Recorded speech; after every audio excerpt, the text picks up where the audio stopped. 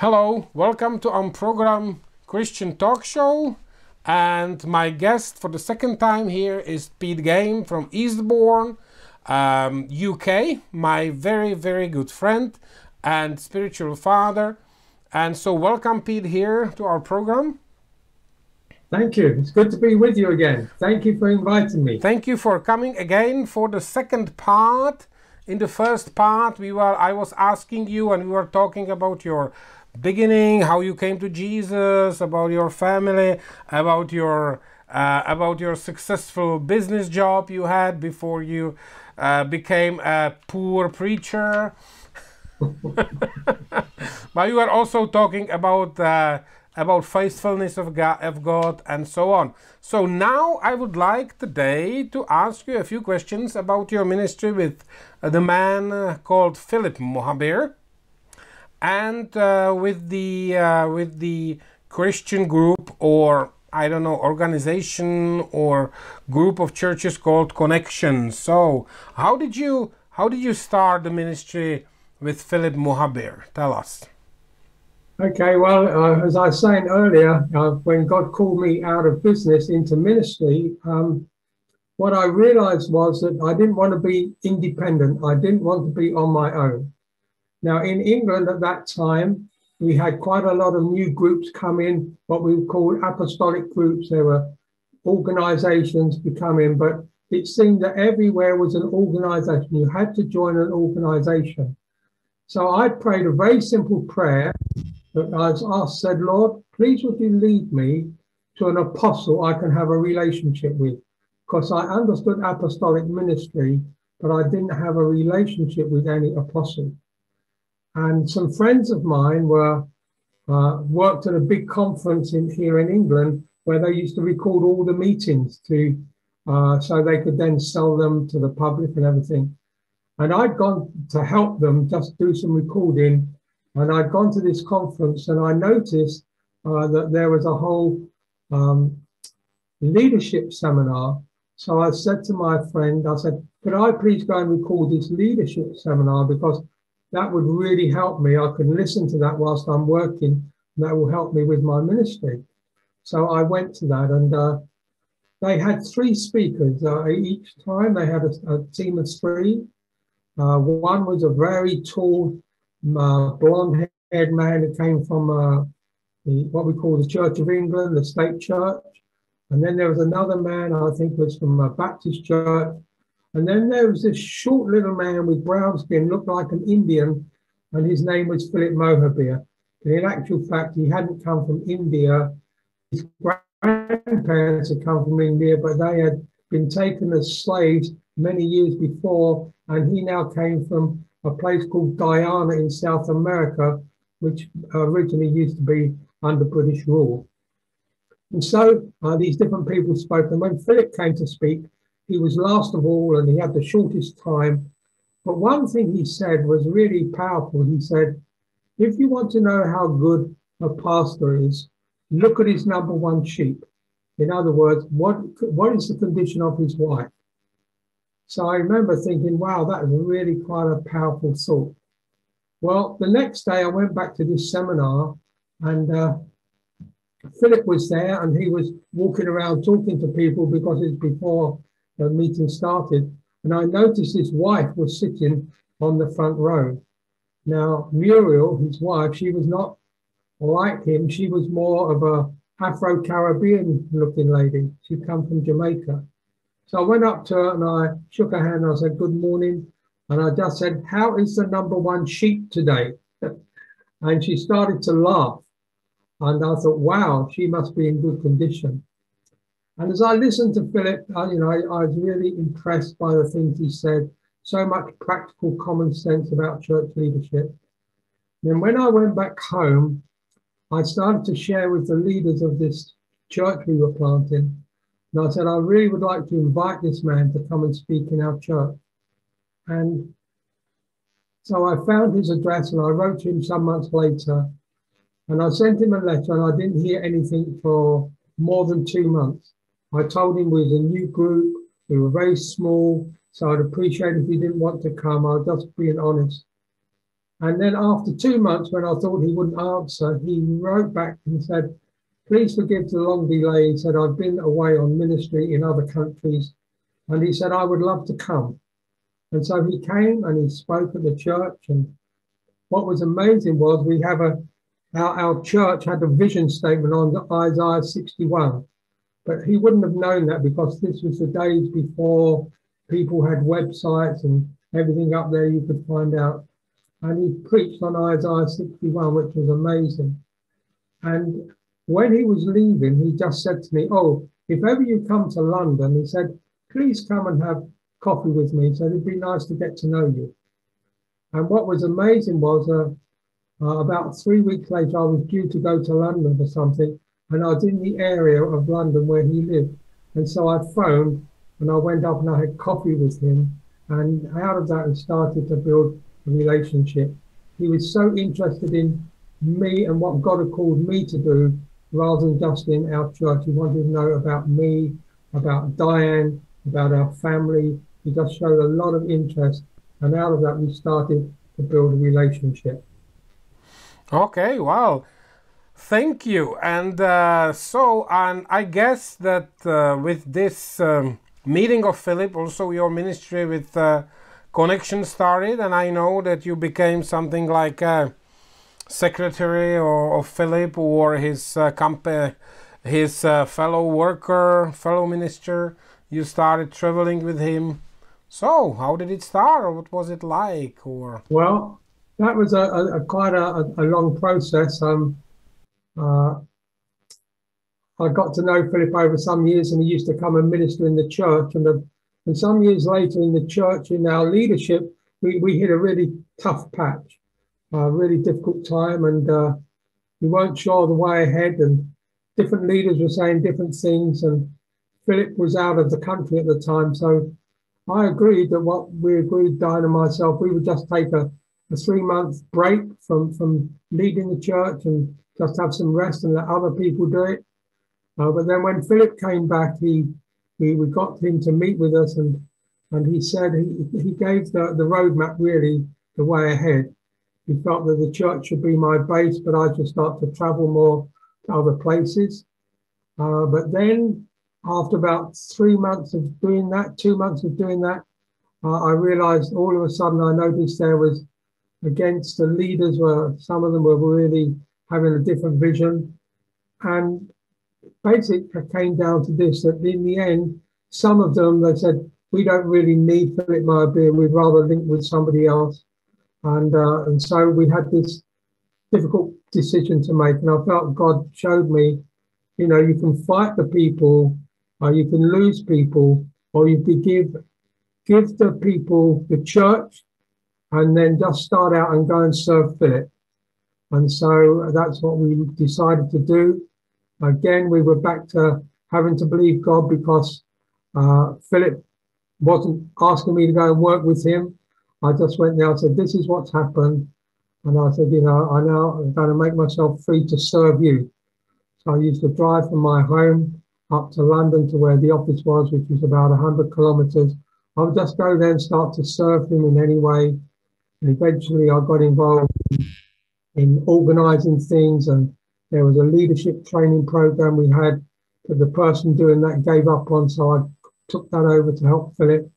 And I would just start to drive him all around the country. Wherever he had a meeting, I would drive him there, be with him, look after him. His health wasn't too good, so I'd look after him and make sure he was okay. And that's how it gradually developed. And then he would sometimes say to me, these people from India have asked if somebody can go, and he would send me to India. He sent me to, first of all, he sent me to Venezuela in South America. He sent me to India. He sent me to Denmark. He just kept, if there was a gap, he would send me. If nobody else wanted to go, then say we'd send Peter. If we didn't know what would be there, we'd send Peter. So I just was open to do anything. And then eventually, when things changed and people moved to other situations, for some while I was just working right close to him, but also I was in charge of the office, looking after the staff there. I'm no big office worker, but I looked after the staff to keep them working, and so we could keep the ministry going and doing all sorts of things, which was exciting, and every day was different. And again, we had to believe God and saw God do some miracles, supernatural miracles in the ministry as well. Okay, thank you. Well, I have never met Philip because Philip he had passed away before we met each other 16 years ago. You are really sure it's 16, it's not 17? It was 2005, 16 years. Oh, okay. I believe you. And but as I heard not only from you but also from others about Philip, so I know that Philip was a person. He was more interested in you as a person than in your ministry or in your abilities or in your effort or outcome. Is that true? Yeah, he cared for you as a person because he said if we look after each other, then the ministry will start to look after itself. He was interested in the ministry, but not like he's more interested in how you were. And then after he found out how you were, he would talk about the ministry. So he just really he was a true father in the faith, and he was caring for that, and he wanted to raise you up so that you would succeed, but he knew that he had to look after you more, and as he looked after you, then the ministry would get looked after too. Okay, and I also know that he started teaching and preaching about a five-fold ministry many years before it became maybe normal in church or some publicly known in church. Yeah. So he had this revelation many years before. Yeah. Is that true? Okay. Yeah, that back in the 60s he was preaching these things. Yeah, okay. 60 years ago he was preaching it. Yeah. Okay, so which country? You mentioned some of the countries like Venezuela, like India. So which countries you've been with Philip or even without him? I mean, but when you were together, so. Okay, well, first time I was with Philip overseas was in, we went to the island of Curacao in the Caribbean. That was for a conference there. He invited Diane and myself to go to this conference. And then the next year, he had the conference there again, and he invited us again, but asked us if we would go with one of his other workers down into Venezuela. So we went down to Venezuela to meet some people there. Most of the people we went to were people that come across the border from Guyana. So most of them spoke English as well as Spanish. So that made life easier for us as we didn't speak Spanish. And then a couple of years later, I was down in Venezuela and Philip came, was there with me too. And then I've been with him to Denmark. I've been with him to Holland. We've been also in, I'm just trying to think off the top of my head, in other countries. Most of the places he sent me to, because he couldn't travel so much, or I've been with him in USA, but most of the places he sent me to, like people often contact him, say, please, could you come? And he's a bit like Paul, he said, I can't come, but I'm going to send you somebody. And so he sent me to Mexico, he sent me to India, he sent me to Uganda, he sent me to Kenya, he sent me to Sri Lanka. So yes, he sent me to many places. A lot of them he couldn't go, but he would send me. And then when I got home, he'd want to report, he'd want to know what's happened, who I met, and what else we need to do. He was really interested because he was seeing how we could extend the ministry beyond what he could do himself. And while working or ministering with Philip Mohabira, also you started with the connections because Philip started connections. Is that yeah, true? That's right. Yes. Can you explain a bit? What was it about? Connections is really like we're going to say a network of ministries and a fellowship of churches. There's different ministries that like where people were coming to Philip, saying, please can you care for us? Please can you give us input? And so they would want that. So we built this umbrella called Connections, which would be there, so people could have the help they needed, which opened them up to receive other ministry from other people within that Philip built a team, and that team he would, some people would be responsible for caring for churches in one country or another country. So he realized he had to develop leaders to carry his heart to other nations. So that is how it happened. In London, he had a small network of churches, and then there were some other churches around UK that also wanted a link with him. Okay. Well, and Carry on. And the last question was, I know that the Philip, his main ministry, he was like an apostle, and it was apostolic ministry, and but I know that his concept was not that the apostle is the boss on the top, but it was like an upside down pyramid. So can you explain this this picture or this kind of ministry, which is not about ruling but about serving? Yeah, he believed and he practiced the fact that that these gifts, they are not titles, they're not some sort of hierarchical position, but they're actually job descriptions. An apostle has a different job description to a prophet, or a prophet to an evangelist. And so we're there to serve the church. And he would work from Ephesians 4, about in verse 11 to 16, about how that these gifts are there to equip the people for the work of ministry. So an apostle doesn't come along to lord it over people and control things. He comes to serve the local church, to equip the local church, to help them release ministries, to raise up other people. Yes, apostles are used to plant churches, but also to lead teams. But we recognize this man had an authority that I think the biggest problem with many people, they want position, but in actual fact, what people recognized with Jesus was he was a man with authority. And we see that with the apostles in the New Testament. They were people that had authority. It wasn't like in some cultures where if you're called an apostle, they carry your Bible, they nearly, they open the door so you can go to the bathroom, you name it, they will do it for you. Like people bow down and worship you where that's not there. Where an apostle is to be like a spiritual father, to raise up his children and to really care for them and nurture them and develop them. And so that was Philip's concept, that we're about servant leadership. Like Jesus said, he said he'd come not to be served, but to serve and give his life a ransom for many. So Philip really practiced servant leadership. Yes, he had an authority, and it wasn't like anything when you could do what you want, but we knew that God had graced him with leadership skills, but he had this heart of a father, so he would talk to you as father to son or father to daughter, rather than as a boss to somebody who's employed him. So that was a very different concept, and that's what drew people to him, because he had this heart of a father. Okay, thank you so much. I think that's it's enough. I just had in my mind that you were talking about Philip, what was he like, so I just had this that you are just like that. You are just like that, and just like him.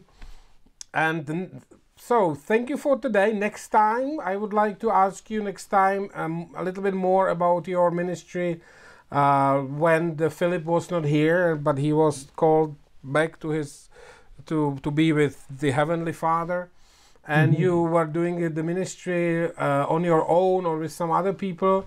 I would like to know a little bit more about your teaching, even maybe the topics, what the important things, the countries you visited, the experiences you have had, because I know that your ministry is still today, you haven't finished, which is good. So I will ask you the next time, and thank you for your time. God bless you. Thank you for inviting me. Yeah. Thank you so much. You are welcome. Give my God bless love. everybody. Yeah, give my love to your wife, Diane. We would like to see her too. And God bless you, Pete. God bless you. Bye-bye. Thank you. And thank you for watching this program. And I hope I'll see you, or we'll see each other next time. God bless you too.